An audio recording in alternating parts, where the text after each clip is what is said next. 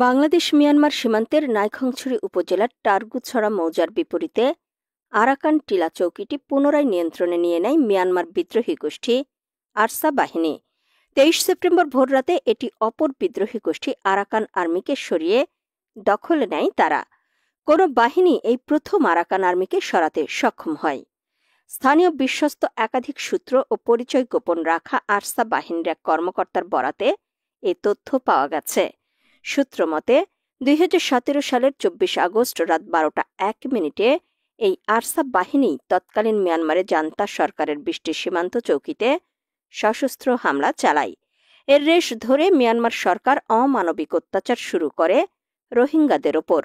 এর রেশ ধরে পরদিন আরাকান রাজ্যের বিভিন্ন জেলা থেকে 10 লাখের অধিক রোহিঙ্গা বাংলাদেশের কক্সবাজার ও বান্দরবানের সীমান্ত এলাকায় অনুপ্রবেশ করে।